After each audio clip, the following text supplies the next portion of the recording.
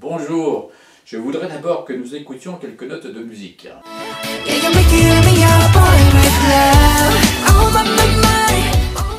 Ces notes de musique ne disent certainement rien aux parents qui m'écoutent, mais ça parle davantage aux adolescents. Pourquoi? Parce qu'il s'agit de la musique des BTS, c'est un groupe coréen, d'origine coréenne. Ce sont 7 garçons qui chantent une musique qui s'appelle le K-pop. C'est un mélange d'R&B, de musique pop et de musique classique. Et véritablement, dans le monde entier, des millions d'adolescents adorent ce groupe-là. Alors, à travers eux, moi je me pose une question. Pourquoi de génération en génération, les adolescents justement sont fans de tel ou tel groupe, tel chanteur ou de tel acteur de cinéma? C'est un sujet sur lequel moi je me suis penché il y a déjà quelques années. Dans un de mes ouvrages qui s'appelle « Quels repères donner à nos enfants ?», j'abordais le sujet. Cet ouvrage, d'ailleurs, a été traduit en coréen du Sud, ça tombe bien. Alors, pourquoi, effectivement, les adolescents se passionnent pour tel ou tel groupe, tel ou tel chanteur ou tel acteur de cinéma? Il y a 3 ressorts psychiques qui rentrent en jeu dans cette affaire-là. Le premier, c'est le besoin d'appartenance.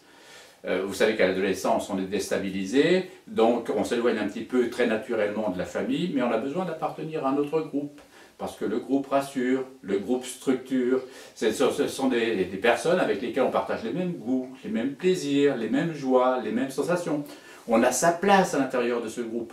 Et à ce moment-là, en quelque sorte, le moi individuel se repose sur le moi collectif et c'est très très rassurant. Besoin d'appartenance donc des adolescents à ce moment-là.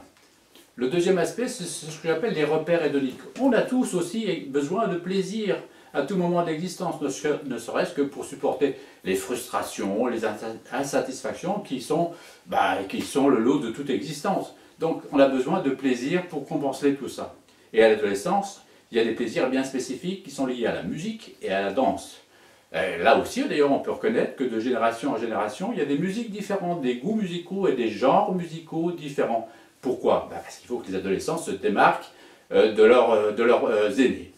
Et enfin, le troisième aspect, c'est ce que j'appelle la notion d'idéal amoureux transitionnel. C'est-à-dire que on peut projeter en tant qu'adolescent ou d'adolescente des sentiments amoureux sur ce chanteur-là. On lui prête des sentiments, on peut projeter des sensations, des idéaux qui permettent effectivement d'assurer une transition entre ce que sera la future relation amoureuse.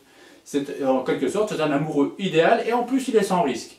Donc c'est merveilleux, c'est une sorte de pré-apprentissage de la relation amoureuse que l'on peut avoir en parallèle ou que l'on aura ultérieurement. Et enfin, moi je voudrais terminer sur un autre aspect qui me paraît tout à fait pertinent dans cette affaire-là. C'est l'idée de mondialisation. C'est la première fois, me semble-t-il, qu'un groupe asiatique influence ou passionne nos adolescents.